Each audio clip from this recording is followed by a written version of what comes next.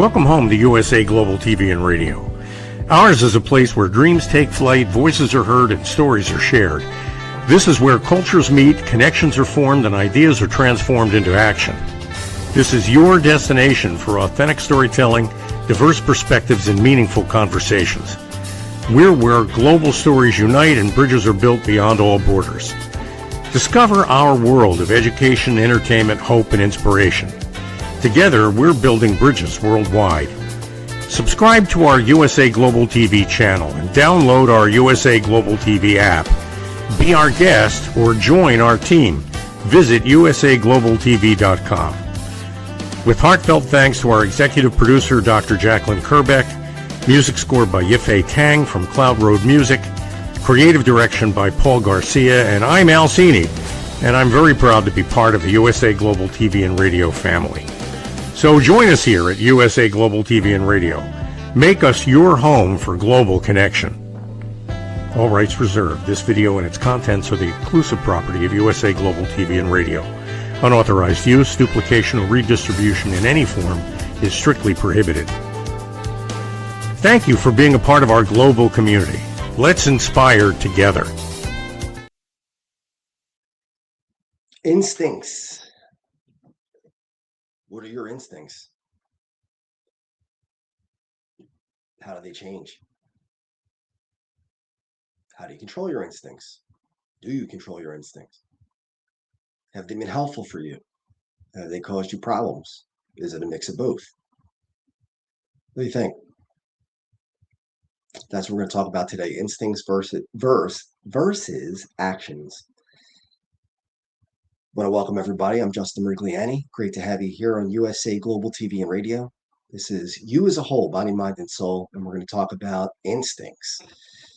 And I hope people will chat in and join the conversation, because I think this is a topic that, I know it's a topic that affects everybody. What are your instincts? Instincts can be helpful in a lot of ways. They could be harmful in many ways. Instincts are just that. There's something that you feel, something that is your first thought. Doesn't mean it has to be your action. And I think about it a lot with anger, especially in the past. I've gotten much better at this because of the right therapy, changing my mindset. But I was a road rage person for a long time.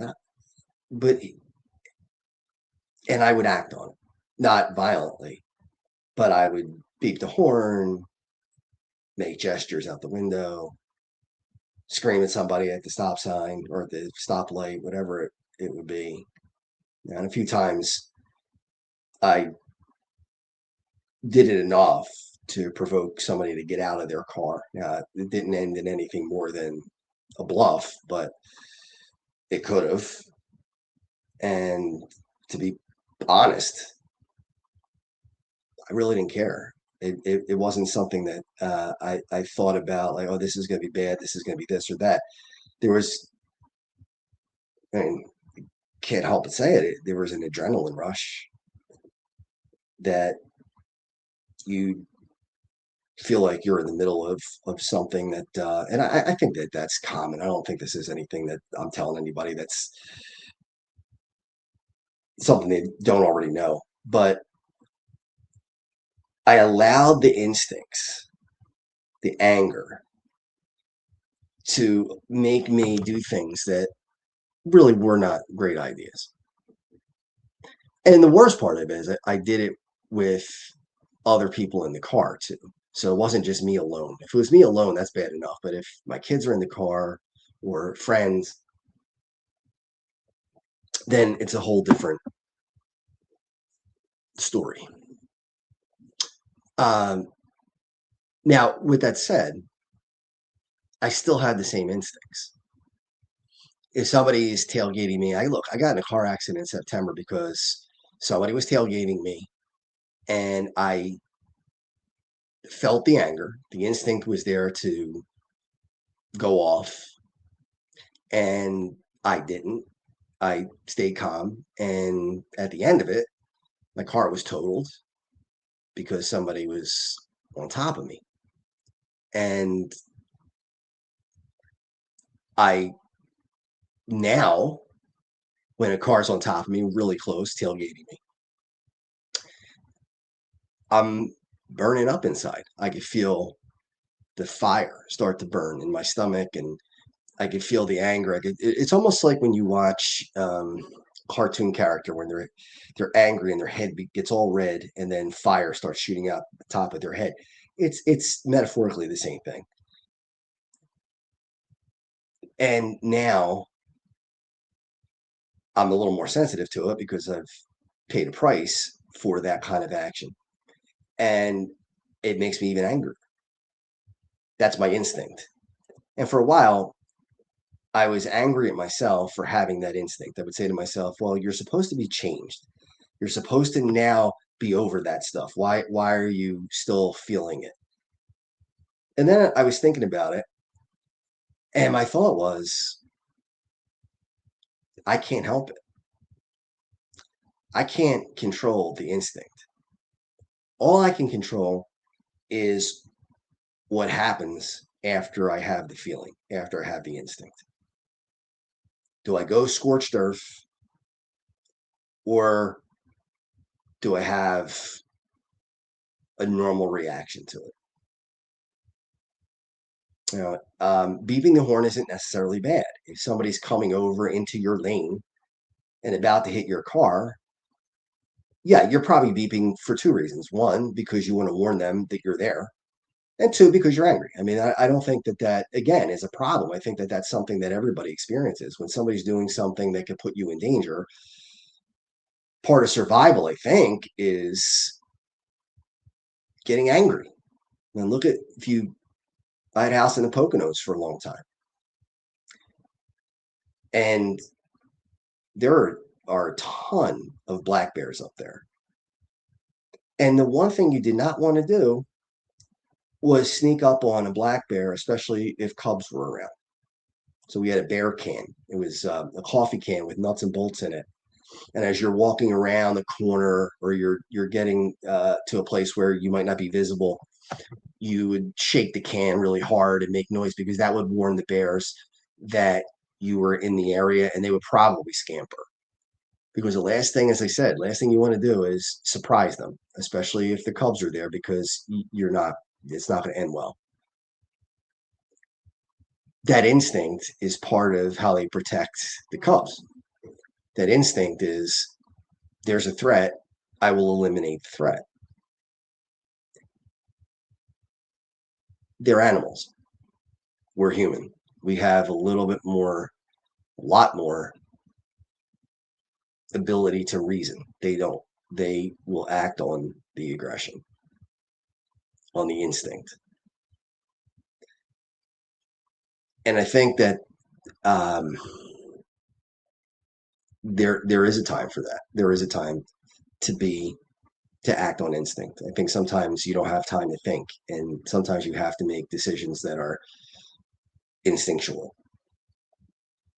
Again, driving a car, if somebody crosses the median and is about to hit you head on, you don't have time to say to yourself, I'm going to swerve to the right or to the left and avoid getting hit. It has to happen naturally. So as that car is coming towards you, instincts have to take over. And your instinct would probably be to swerve. It wouldn't be a conscious thought. It wouldn't be something that you plan out. You just don't have the time to do it. So in that case, going on instinct is appropriate. If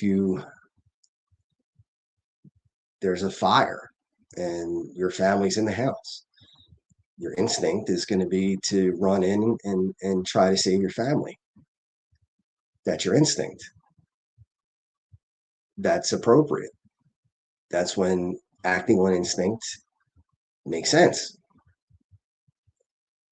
And then there's the road rage, where acting on instinct is really not the greatest option. It's something that there's no winning in it. because what is the best case scenario? I mean, whatever happens, it's going to be a negative, right? Even if all it is a screaming match, you're going to be aggravated for the next, I don't know, for me, probably an hour, being agitated and replaying it in my mind. And so I got to live with that for an hour. If it became physical, somebody could get hurt, me or them. If they get hurt, I could go to jail. I could get sued. There's no upside. And again, what I struggle with, and I'm trying not to anymore, it's a process, is to acknowledge that the instinct is still there. To acknowledge that I do still feel the same anger. It's no different than it was before. That's exactly the same.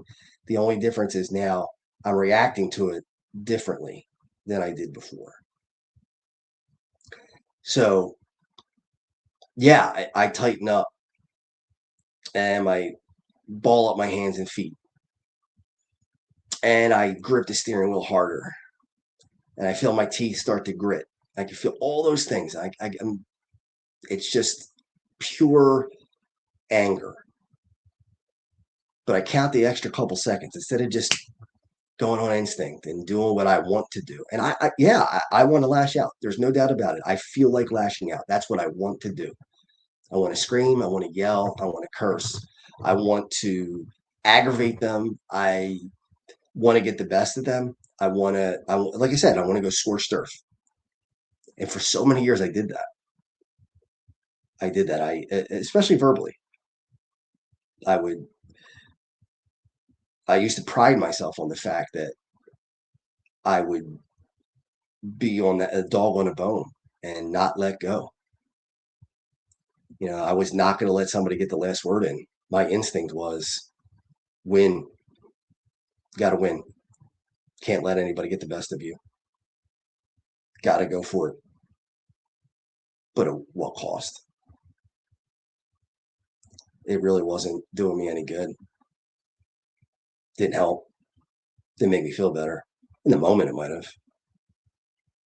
And like I said, I still have that instinct. When somebody does something that aggravates me and it's something that really pushes a button, I can't help but feel it. I can't help but have that thought. And I got to let myself do that. I have to let myself have those thoughts. I got to let myself feel these things because I can't stop it. There's no way that I could say, because again, it's instinct. When these things happen, it's automatic. It's not a thought process. It's not a plan. And as I said with the bear, in that scenario where instinct is helpful, I mean, think about it. If your kids were in danger, if somebody broke into your house, if somebody attacked a family member on the street and you were there, what would your instinct be? Some people's instinct would be to run and get out of there, fight or flight. They would choose flight and run. Other people would choose to fight and make sure that they kept their kids safe or the family members safe or their friends safe, whatever it is. My hope, if I was in that position, and again, hope, I mean, I guess none of us know for certain what would happen, but my hope would be that I would not run and be there to try to help. And I think I would, but I can't know that for certain. I look at teachers that are involved in school shootings. Some of the teachers hide with the kids. Nothing wrong with that. It's not bad. Some of the teachers have the kids hide somewhere and then try to disarm the shooter. There's a principal. I can't remember what school. I can't remember even what state it was, and in fact, they made him the homecoming king because he saved the school.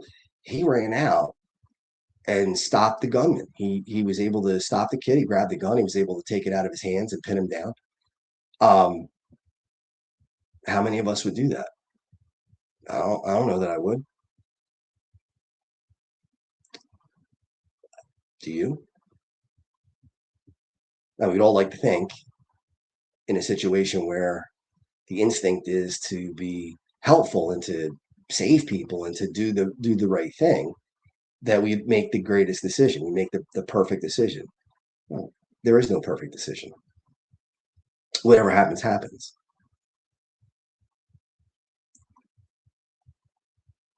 It could have been totally different.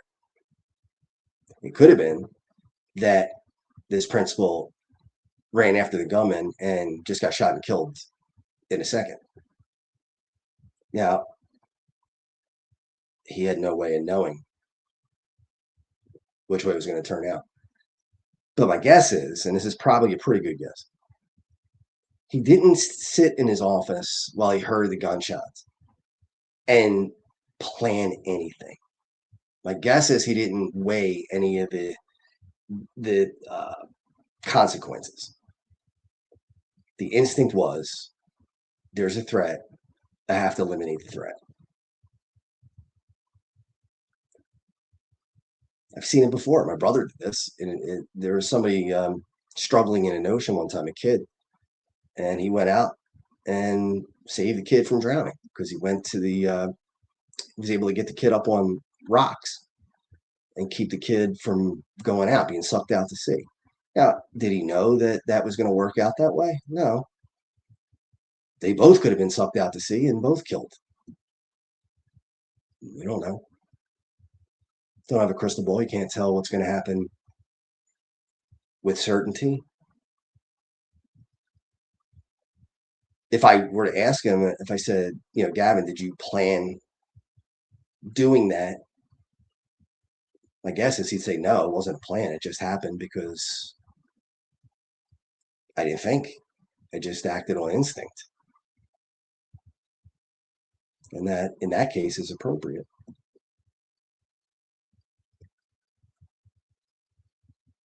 It's very hard to override instincts. It's extremely difficult. Think about even babies who can't even speak. Let's say they're a few weeks old. If you put a baby into water, into a pool, that baby's going to fight for survival, even though they don't really know they're doing it. They're going to flip on their back, and they're going to start to kick. It's instinct. It's what it is. They don't plan it. They don't say, hey, you know what? I'm going to drown if I don't swim. None of that happens. They just do it because their body knows, if I want to stay alive, I better do this. It's not a conscious thought. It's reactionary.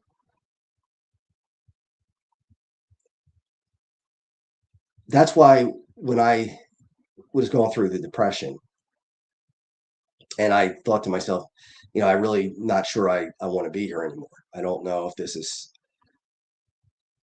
I want to continue living. I don't know if I want to continue to try to get through it. Maybe it's just easier to not. Couldn't do it. I planned it. I thought my biggest plan was I was going to have a party. I had thought of this obsessively for months. And what I wanted to do is have a big party, and like a wedding almost, have high-end food and drinks and whatever anybody would want. Just a great night. And then at the end of the night, surrounded by family and friends, I thought, all right, I'll end it there. Because then I won't be alone. It won't be just, and nobody will be shocked as far as finding me later. They'll all have seen it right there. And yeah, I mean, that's crazy. That's nuts. But I could not follow through with that. My instincts kept me from making a decision that would have been a stupid decision. And I could say that because it was me. I don't think anybody who commits suicide made a decision. I think that in order for you to be able to take your own life, you have to be able to override the built-in instinct to keep living. It's like when you put your hand on a hot stove, you don't keep it there. You lift it off because it's instinct. It hurts. That's what pain is all about, right? When you feel pain, that's a warning that something's not good for you. Something's happening that shouldn't be, and you need to get yourself out of that position. If we didn't have instincts, we'd run across traffic. We'd just say, all right, I need to get to this place. And yeah, of course, there are cars driving 70, 80 miles an hour, but I'm not worried about it. I'll just try to run across the road. Well, if we did that, many people would not survive it. Your instinct is to stay alive. Your instinct is to preserve your life. I remember watching an episode of MASH. If anybody watches that TV show, I love that show from the late 70s, early 80s. I watch it a lot still. And I remember there was a soldier who had a gun backfire. And he was the homecoming king. He was probably 18 years old, 19 years old in the war, Korean War. And the gun backfired and he got hit in the face with the kickback, and it really pulverized part of his face. Bad injuries, scars, burns, all kinds of things. So he was just disfigured from it. And in the episode, he kept looking at a picture of his girlfriend because she was the homecoming queen. He was the king, she was the queen. And now he no longer looked like he did before the kickback, before the injury. So he didn't want to be alive anymore. And he tried to kill himself, and they caught him, and they were able to stop him. And then he tried again, and they were able to stop him. And then the third time, he grabbed the anesthesia machine, and he tried to suck on that and kill himself that way. So the Colonel Potter, came running in, and he caught him, and he started to shut it off. And the soldier screaming at him, "Don't you understand? I want to die. Don't you understand? I don't want to be here. Leave me alone." And he's screaming, and he's ready to punch Colonel Potter and fight with him. So Colonel Potter decides, all right, if you want to do it, let's really do it. And he said something to that effect. If you let's do it right. And he turns on the machine, and he grabbed the soldier's head and grabbed the face mask of the anesthesia and held it over his face. And now the soldier was being, quote, killed and not the one in control. And all of a sudden, the soldier fought back. And the soldier said, "Are you crazy? You're going to kill me." And Colonel Potter said, "Well, isn't that what you wanted?"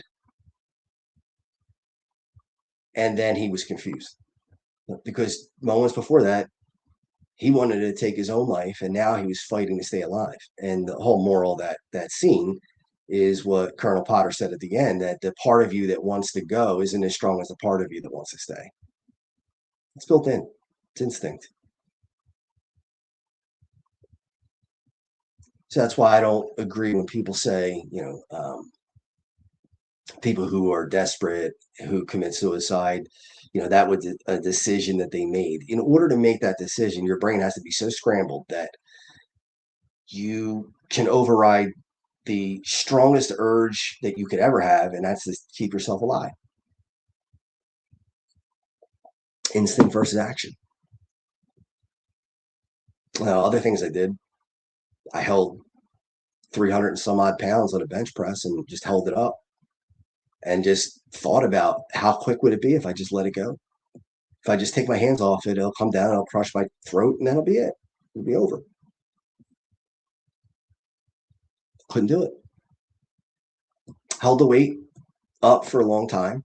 Now, I say long time, 15 seconds, 20 seconds. And even though it felt like that was a decision I wanted to make, I couldn't. Because it's extremely difficult to override instinct. When we come back from the break, I hope that some of you will comment in. I want to see if this is, I always wonder, are the thoughts that I have universal, or are they just unique to me, or are they a mix of both? I, who knows? So it's nice to get other perspectives as well. All right, when we return, we'll talk more about instincts and actions. What if many of the problems we associate with aging are not random? What if there are identifiable causes behind declining energy, chronic disease, and memory problems? We have been told that aging is simply something we must accept, that slowing down is normal, that growing older means growing weaker. But what if that's only part of the story? Why do some people remain active and engaged well into their later years? Why do others struggle with disease, fatigue, and declining health? What is happening beneath the surface? What processes drive aging? In Aging Sucks, researcher, educator, and author Red O'Loughlin explores what researchers have discovered about why we grow older. No medical degree required, no confusing jargon, just clear explanations of what researchers have discovered about the processes that influence aging. You cannot stop aging, but understanding its causes may help you make better decisions about your health, your future, and your quality of life. Because understanding comes before action. Action creates hope. Aging sucks. End the guesswork. There is hope. Aging can suck. That's true. Glasses, all kinds of things. I see people as they get older with arthritis and all kinds of issues. But Red is a good guy, and he's got a lot of great points. And it doesn't have to suck that bad. We have ways to overcome some of the things that come with age, and like we get a choice. Right? We're going to age, and we can't help time going by, but we can help what we do with it. So back to instincts and actions. For most of my life, my instinct has been to worry, to be concerned about, especially health. And it didn't help that I had such a difficult time with ulcerative colitis and having high grade dysplasia, which is a precursor to colon cancer, and then having surgery to have my colon removed completely. That certainly did not alleviate any anxiety, health anxiety that I had. But I had it before. My boogeyman under the bed has always been cancer. Always, always, always. Since I was a kid, since I was a young kid, I was always afraid that cancer was lurking around the corner. And I think the biggest fear was not just dying of cancer, but the fact that in my head was that once I would have it, then I would never feel like I'm free of it, even if I was, quote, cured. And I know it's not easy to cure cancer. And some people get cured, some people don't. Some people die quickly. Some people live with it for a long period of time. So with my OCD and my health anxiety, that's, I guess, what I latched onto. So anytime there was a lump somewhere, swollen gland, um, severe headache, whatever it was, my first thought would have been, oh my God, I might have cancer. And that was, and then the checking to me, can I walk on a straight line? If there's a line in the sidewalk, can I walk and stay on that line? Or can I read these road signs? Because if I can't, then obviously there's something wrong neurologically. So you run all these tests. So my instinct is always going to be, I don't think it's ever going to change. My instinct is going to be panic first, find out second. And I think for most people, it's the reverse. Most people see their instinct is when I have an issue, don't worry until it's time to worry. Most people think that way. And people have told me that. They say, why do you worry ahead of time? Why do you worry before there's anything to worry about? It's instinct. I don't choose that. I don't enjoy worrying. I don't think to myself, gee, when I get up today, I hope I find something that might be a little off. So this way I can worry about whether I have cancer or not. I don't like it. I don't enjoy the sometimes panic. When I go to a doctor and they say things like, it's probably not a big deal. We'll just have to wait and see. That's one of the worst things you can tell me. Because by instinct, my thought is, I need to know for sure. You can't tell me that it might not be something, but it could be. If you leave the door open, my instinct is, what if it is? The thing that I dread the most. I can't stop the instinct. I cannot not feel that. It's impossible for me to, if I find a lump or if I see a growth on my skin or whatever it might be, you know, all the different things. Or if I have a severe headache, I'm going to think brain tumor. I mean, I just am. That's my instinct. Is immediately goes to that. But what I'm trying to remember is that my worry is not based on reality because I don't have a brain tumor. If I'm diagnosed with a brain tumor, then yeah, then I have brain tumor. But the odds are much greater that it's something benign, something that's not going to cause any major damage. It's not a stroke, it's not a heart attack, whatever it is. So I have to talk myself down. I have to try to tell myself that, you know, stop the testing, stop looking for reassurance because you're never going to get it. Yeah, I'm not going to feel that I'll never get cancer in my life. I hope I don't. Or if I do, I hope it's a cancer that is not, you know, obviously no cancer is good, but certainly you don't want one that's one of the more lethal. There's some cancers that could be chronic where you don't have it's not life threatening if you take control of it, take care of it.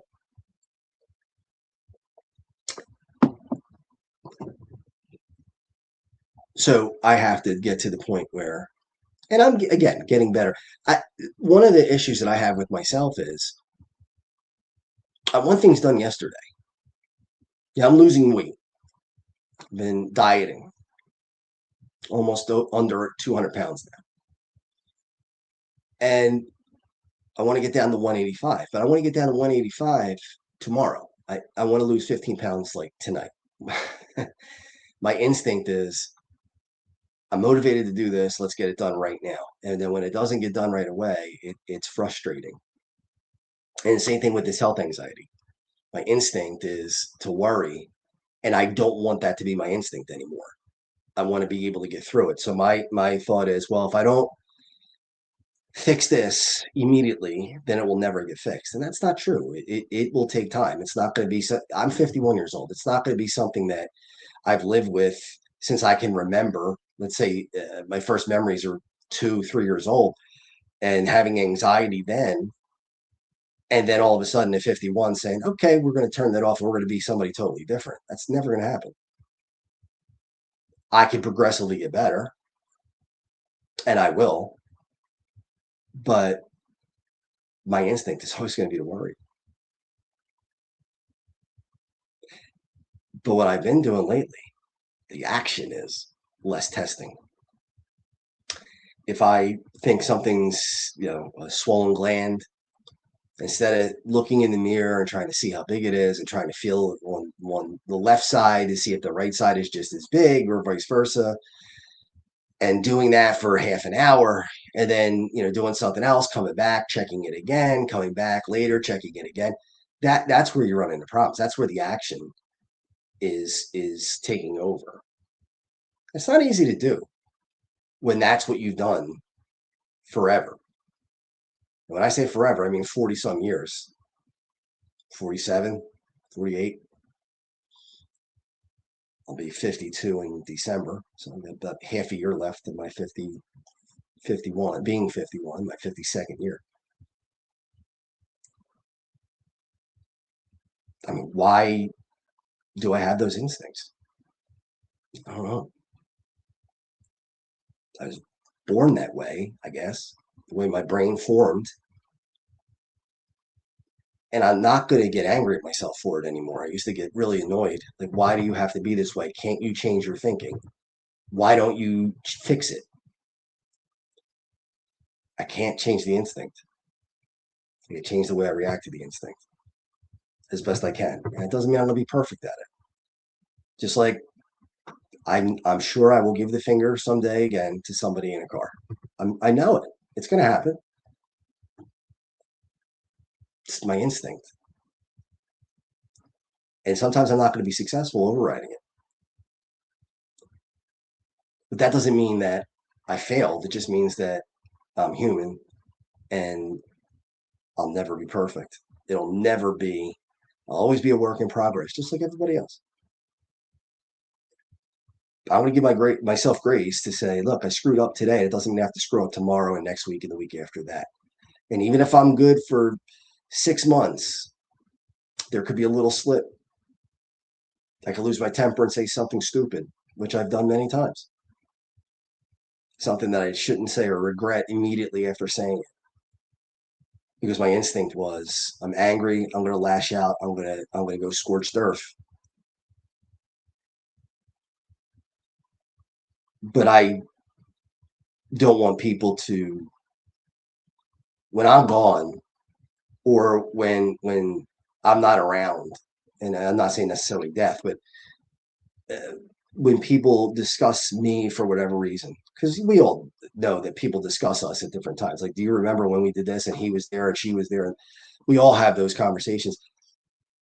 I don't want them to be left with the thought that his instincts were to always be aggressive, to always be angry. I have a friend, she was a friend from college, and I saw her a few months ago, and she said something to the effect of, oh, I know you could keep a grudge. And I still remember that months later, and I think to myself, wow, is that something that other people think? Is that something that they remember? When my name comes up in a conversation, or if a memory comes up about Justin Rigliani, are they thinking he's a good friend, he's a nice guy, he's helpful, or do they think, boy, he really knows how to hold a grudge? And I don't want people to remember that. I don't want that to be their lasting memory of who I was or who I am. I don't want it. And part of that is, yeah, there's part of me that is that person that wants to hold a grudge. There's part of me that wants to, you want to try to hurt me, I'm going to hurt you tenfold. You're going to pay. That's in here. And I've acted on it, not physically. Again, I've never, well, maybe when we played hockey and it was allowed, I guess, or when I was a 20-something-year-old and younger, street fights and things like that. That's different. But as an adult, I don't want people to see me that way. And maybe for some it's too late. Maybe I've done it too long. And no matter what I do from this point forward, I'm never going to get out from under it. I don't know. My hope is that I get the benefit of the doubt, but I don't know that for certain. But the whole idea of the show is we all have instincts. Whatever they are, you can't help it. Those are your instincts. But at the same time, you can work on how you react to it. You're not going to be perfect. And don't let a failure mean that you're not going to try anymore because I screwed up once. I might as well just give up. I can't do it. That's not how it works. Perfection is not the goal. The goal is just getting better. All right, my friends, I want to thank you so much for another week of You as a Whole, Body, Mind, and Soul on USA Global TV and Radio. And tune in to so many different shows that we have. It's just an amazing network. Great people who share so much in so many different areas of life, whether it's technology or health or child rearing or whatever it is. Just so many great people here on this network. So join us as much as you can, and we really appreciate it. So just going to sign off, and I'll see you next week. Thank you, viewers and listeners of USA Global TV and Radio, for joining us today. We're honoured to have your time and attention as part of our global community. At USA Global TV and Radio, we believe in the power of authentic conversations, meaningful connections, and creating a world of possibilities together. Want to be part of something bigger? Join our team of elevated listeners at usaglobaltv.com, a space where your voice matters and your ability to listen transforms relationships. Stay connected with us across all our platforms for thought-provoking discussions, expert insights, and empowering stories. Subscribe to our channels at youtube.com/c/usaglobaltv. Follow us on social media and explore the endless opportunities we're creating for growth, learning, and inspiration. Together, we're not just broadcasting, we're building bridges and changing lives one conversation at a time. For inquiries, contact us at info@usaglobaltv.com. Produced by Executive Producer and Director Dr. Jacqueline Kerbeck. Voiceover by Mike Porter. Creative direction by Paul Garcia. All rights reserved. Visit usaglobaltv.com to view our full terms and conditions.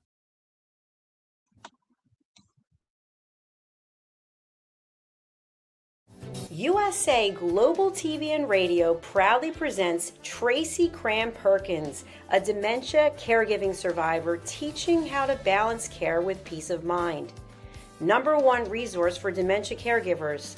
It's the book Dementia Home Care: How to Prepare Before, During, and After. Over 17,000 copies sold of this must-have guide. And now a testimonial from Tracy Smith.